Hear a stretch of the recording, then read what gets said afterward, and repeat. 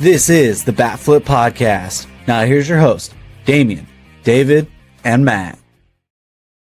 Hey everybody, and welcome into another season preview here on the Bat Flip Podcast. My name is Matt. I'm here today with David, and we're going to talk about Oscar the Grouch's favorite team, the Houston Astros, today. So we will talk about them as a contender-ish. We're doing them really late in our previews here, as their odds are good, but I don't think either one of us are too high on this team coming into 2025. This franchise has obviously been the top franchise in baseball, even if we are going to still make trash can jokes about them. They've been the best franchise in baseball for the last 10 years. I mean, sure. without question. They went to, I believe, 8 American League Championship Series in a row. Last year was the first year that they didn't, and they did not make it out of the wild card series last year. They did win the division, but they lost to the Tigers in the wild card series. And this is a franchise where their star players, their core that really built that reputation for them and took them to all that, is starting to disappear. They're either aging or they have moved on to other places through free agency or trades. And it's interesting here with this team. I mean, the state that they're in, it feels like they're in the last year or two of a competitive window, and that window might already be closing. So, David, what do you think the overall state on the Houston Astros is? The overall state is, I mean, this is still a competitive team. It's going to compete for the AL West. Wouldn't shock me if they were, down the stretch here, in a really good spot to go out and get into the playoffs. But you're right. This feels like the weakest version of the Houston Astros, and it feels almost like they're kind of a shell of themselves from a few years back. I don't like a number of the moves they've made from an Astros perspective. I just think this is a weaker team overall. One move I really like, obviously, but I think there's a few that they've left some serious holes in their roster where now they're going to be relying on some young guys. And we've raved about the potential of young guys adding to a really good team, but I don't think that's what this is. I think this is them hoping that a young guy will pull them out of a potential rut this season. And that concerns me greatly from a roster building perspective. Is you can't be relying on young guys like that and you're putting too much pressure on them. And, this is a group that they're making a lot of questionable decisions right now. Let's get into it. Yeah, absolutely. So this offseason, their add and subtract page is pretty it's not the longest page we've seen, but it's probably one of the more impactful pages we've seen. So they did add, and I guess we could just talk about the subtraction as well with this, the trade, the big trade, the big story of the offseason for the Astros. Obviously Bregman was the big story as well, but it was the Kyle Tucker trade. They shipped Kyle Tucker to Chicago. He had 1 year left of control. This is he's a rental, and they shipped him off to Chicago as an MVP caliber player in a competitive window. They traded him, and they brought back Isaac Paredes, and also a prospect we'll talk about here in a little bit, Cam Smith, who's had a really good spring, is a really interesting prospect. But and Hayden Wesneski. Yep. I know you've always been a Hayden Wesneski guy, but until he started giving up homers, right? So, but yeah, we'll see. We'll see what happens there. But this trade, I mean, it was the story of the offseason for them.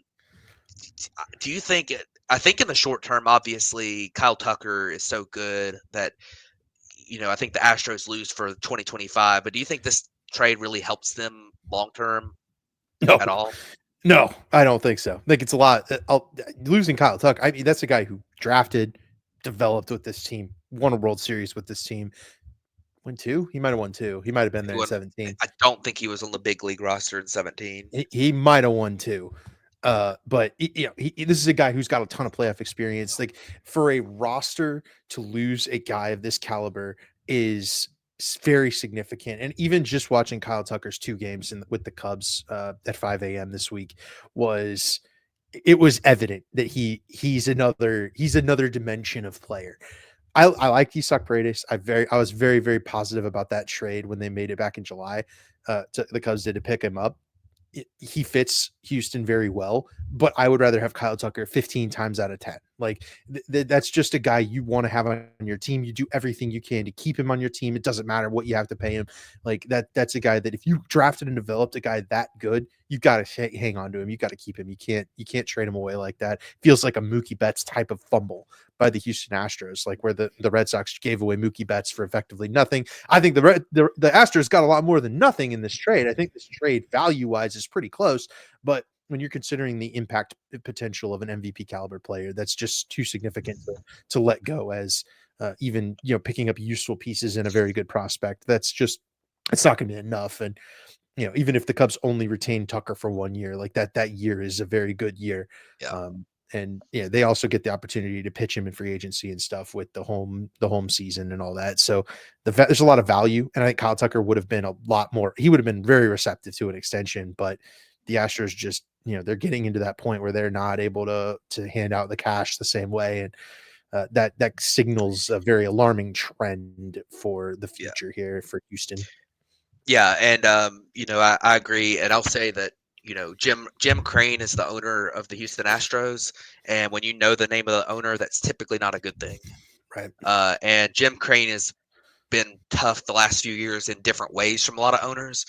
In a lot of ways, he feels like an Artie Moreno, where he's trying to call the shots and he's making moves that don't make a lot of sense from a baseball perspective. But that he just wants them to make stuff like when they brought in Josh Hader, who we'll talk about later, but and Jose Abreu, who was miserable the last couple of years. They brought in Christian Walker, which is a signing that I think we both did like. I love it. That's the signing I super love. Yeah. That's a really good one for them. I've been a big Christian Walker believer for a long time. They brought in Luis Guillorme. He's a fine utility guy to put on your bench. Steven Okert, it is what it is. He's a reliever that exists. Jalen Beeks is also a reliever that exists. And then they brought in Brendan Rodgers, which is kind of interesting. He has at times been a very good player for Colorado. He was one of those top draft pick type guys. He's never really stayed healthy. And these last few years have been, he's never fully put it together. He's shown flashes, but he's never fully put it together. So, this additions list, obviously, if you took out who they lost to get this, then it looks like a good additions list, right?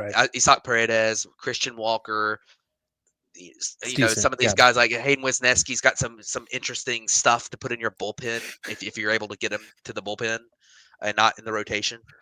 But I think the biggest thing here is, man, they did not replace this list of subtractions. Kyle Tucker, we talked about him enough. He was excellent. Alex Bregman, now Red Sox.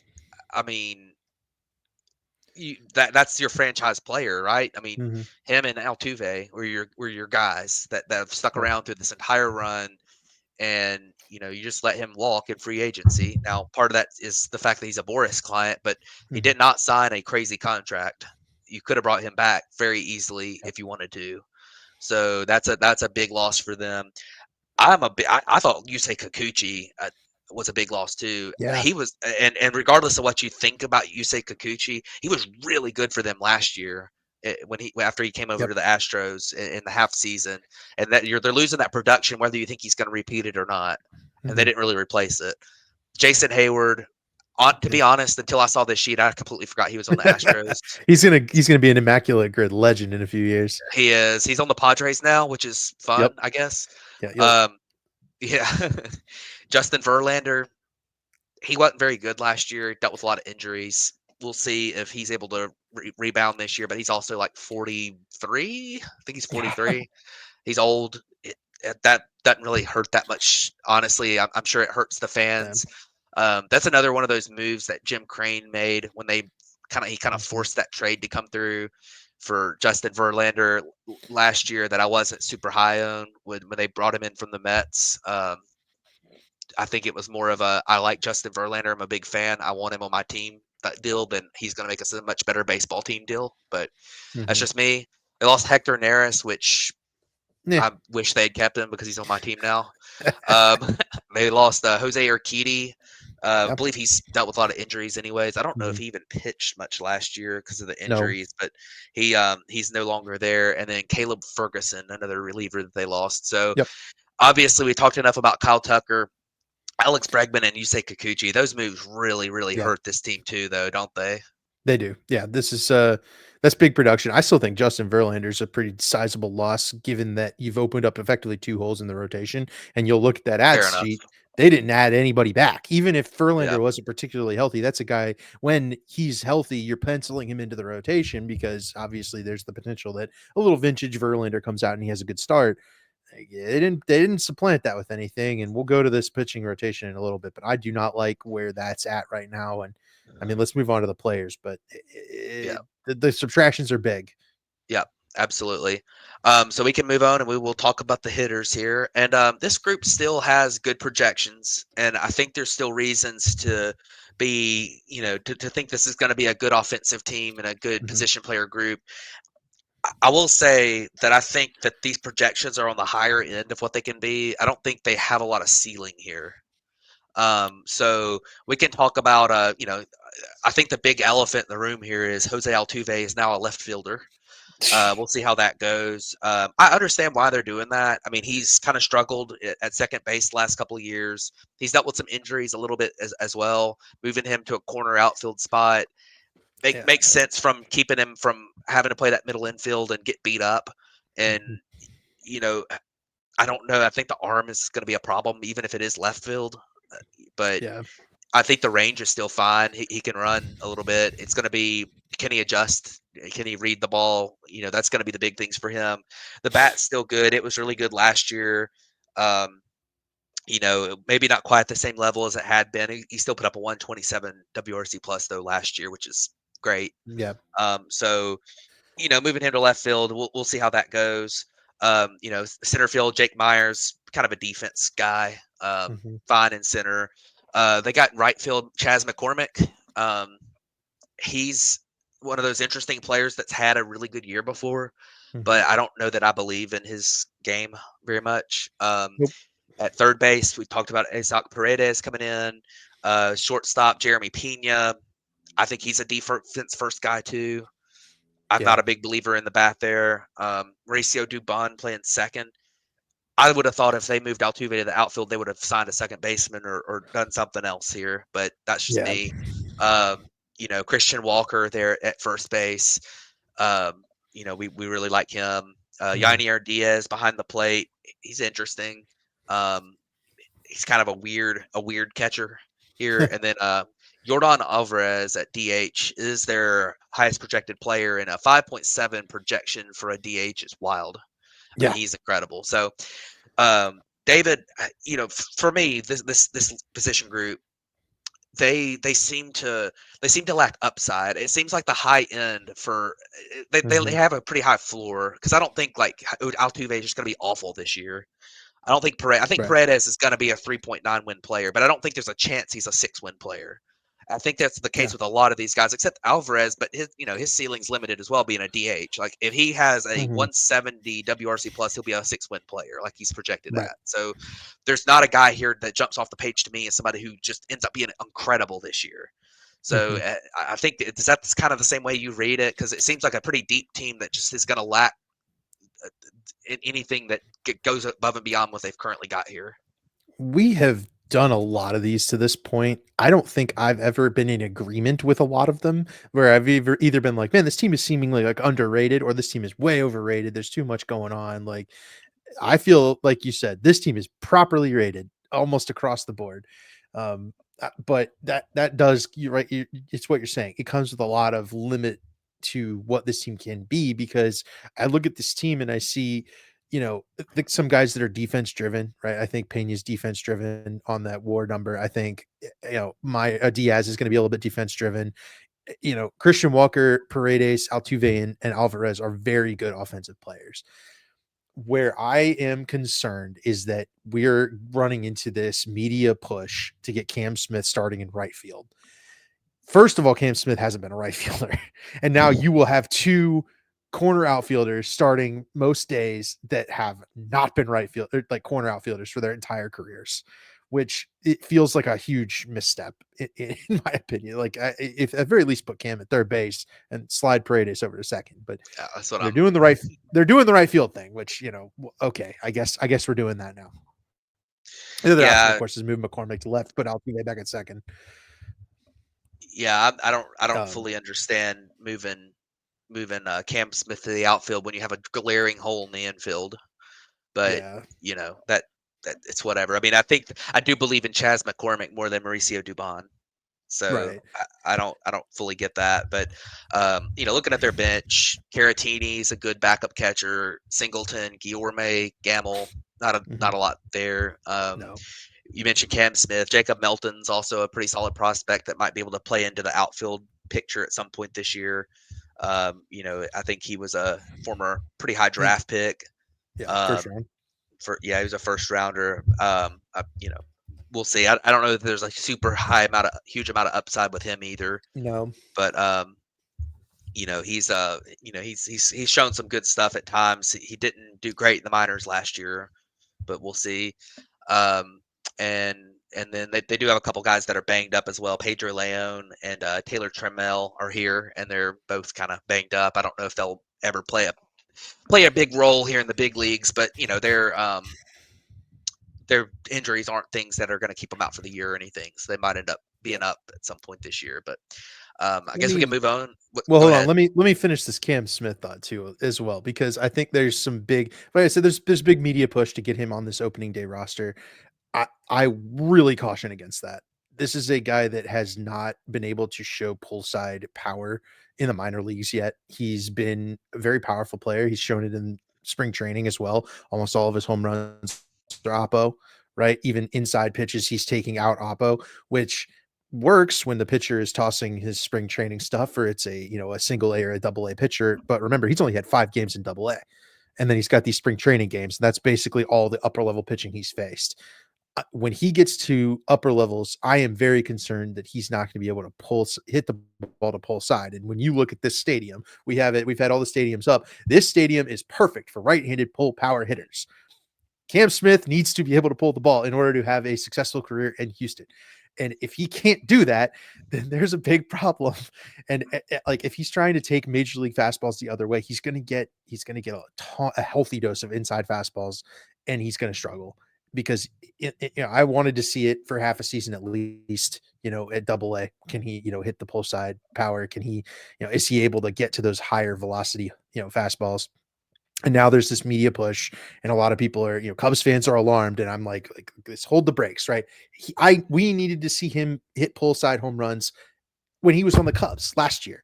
So I am perfectly okay with the Astros over promoting him, but I want to see a lot more from him in terms of, again, high quality pitching.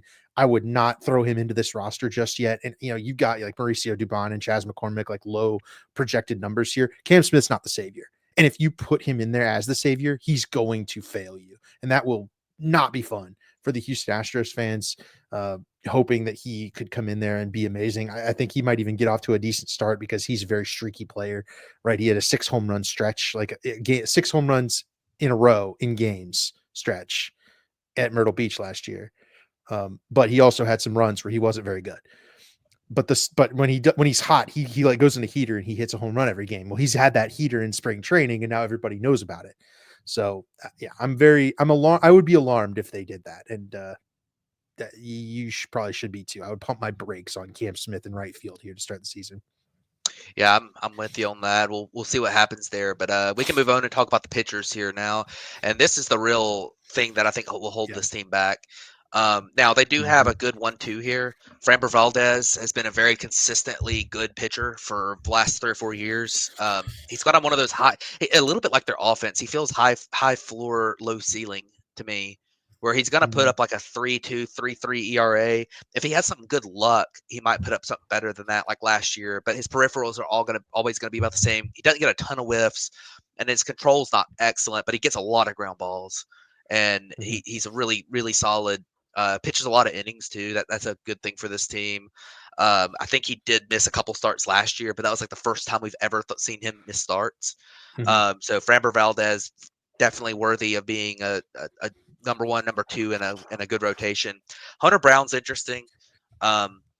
He was, he was pretty good last year after struggling as a rookie. I think that he's definitely somebody to look out for as a potential breakout type guy.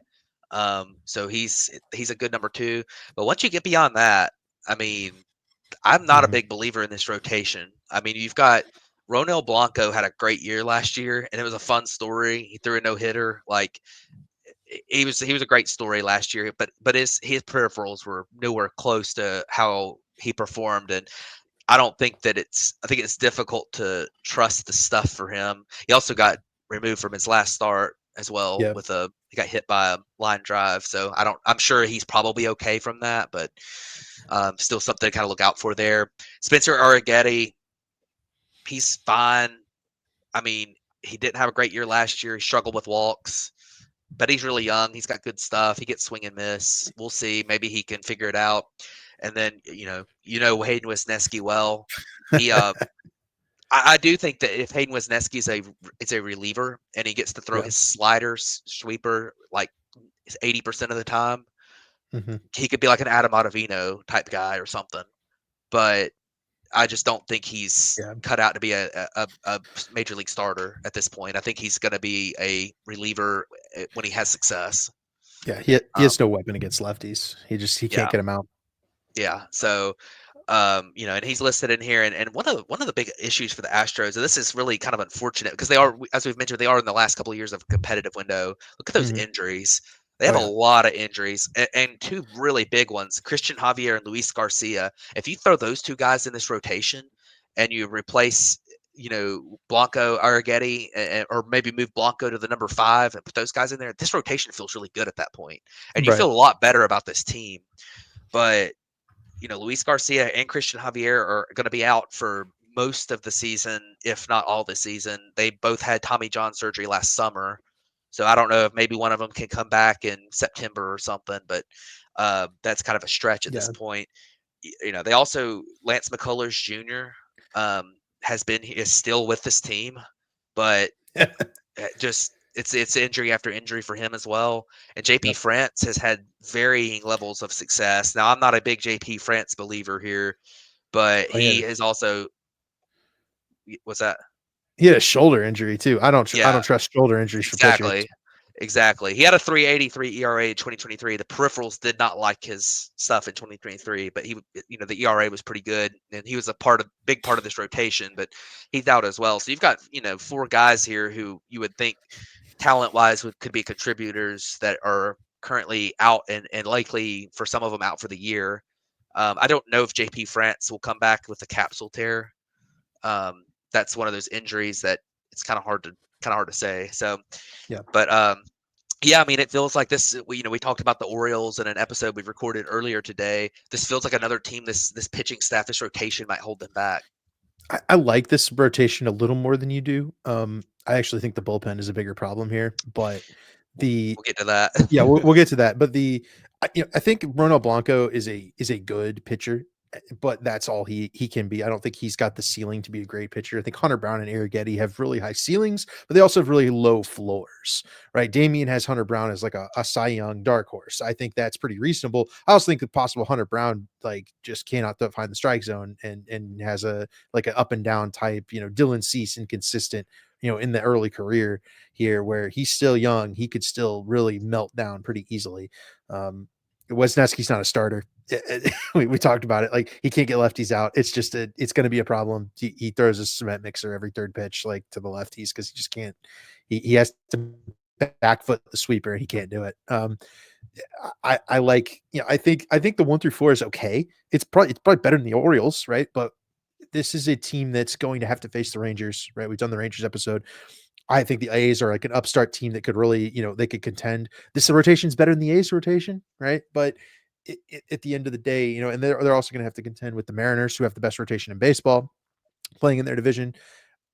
I just, this is probably it's the second best rotation in this division, but it's still underwhelming. And especially Yeah. for a Houston team that has thrived with really good pitching over the last couple of years, it's a bit disappointing that they didn't go out and either add somebody in this Hayden Wisniewski spot or, maybe I think Luis Garcia is a year removed from Tommy John. He may get back early in the season, but you still don't know what you have there. It hit Tommy So John May 19th. Oh, it's 2023. it's Yep. it's So 23. it should be he should be fairly early. My mistake. I read that wrong. Garcia might be back, but again, what do you have from that guy, right? Yeah. I do like these pitchers, but I think that it could be better. It should be better. It has been better. And you're relying on some guys who are pretty, inconsistent, a little bit underwhelming. The peripherals I don't care about with Blanco. He's a solid pitcher. If he gives you a 4 ERA, you're happy. Arrighetti could be the dark horse in this rotation, maybe, right? He could potentially have the upside swing that we've been asking for, right? That's some very, very filthy stuff. But yeah, this underwhelming. The bullpen really concerns me though, because they have two guys and nothing else. Yeah, that's what I was going to get to. We're running out of time, but real quick, Hader and Abreu are both good. There's been a little bit of a red flag with Hader the last couple of years. He's given up a lot of home runs. I mean, I don't know. He's starting to get a little bit older. I don't know if there's something about a guy who throws with his profile that high throwing a lot of fastballs that are getting swing and miss. That if that pitch drops off just a little bit, he's gonna get hammered. And I think that could be a little bit of an issue for Hader, but we'll see. He's still really good. I still trust him. Brian Abreu is also really good. He had a little bit of a down year last year, but he's still a really good player. But the rest of this, they're both great. Yeah, but the rest of this bullpen is not good at all. I mean, I do think that there's reason to trust the Astros for their ability to improve guys, and they've done a really good job with relievers in the past. But man, this bullpen is just there's no names here that stand out on the pages, and it's just not. It doesn't feel like there's a lot of upside here either. No, But there's not, and yeah, that's a problem. so you combine a rotation that's already dealing with injuries and a bullpen that's got no depth, and you're going to lose a lot of games in the 5th, 6th, 7th inning before you get to those back teams in the back into the bullpen guys here. But we can move on and talk quickly about the outlook. The over under win total is 87.5. So David, you taking the over or under? I'm going to take the under. I have them missing the playoffs on our prediction page. I think 85, maybe 84. This is a team that I think is good still. I think they probably should be above that. But I think this is a little bit of a legacy bet, right? I think that a reputation level over under. I just don't know that this team is going to push much past that 500 mark where the teams in their division are just a little bit stronger in other ways and will improve in the regular season. The Astros have a terrible farm system. They're not going to be able to make the trades. I think it's just they're in a bad spot. Yep, I'm with you. I'm taking the under as well. I think that's like you said, the perfect way to put it is that's a legacy line there, where just the fact that it's the Astros and they've been so good for so long has them listed there. At one of these years, they're going to fall off. And I think this might be the year. I've got them not getting very close to that. I think they're going to be right around a 500 team. And I think I've got them finishing third in this division. I've got the Mariners over them and making the playoffs over them in our predictions. But I guess any final thoughts here? Yeah, I mean, this is. I think we might be wrong. We might be underrating this team. Oh, Yordan yeah. Alvarez is still super good. I'm perfectly willing to be wrong on this one because the Astros have done it in the past where we thought they were going to fall off and they didn't. But this feels like it's the real time, especially when they've lost Tucker and Bregman. This feels like the time where the Astros kind of run is kind of coming to an end this season. And I think they have a chance to get in the playoffs, right? They have good odds and stuff, but this feels kind of like they're going to be done. Yep, I'm with you. So I guess that'll wrap it up for us here. Don't forget, like, comment, subscribe. Thanks for watching, and we'll see you next time.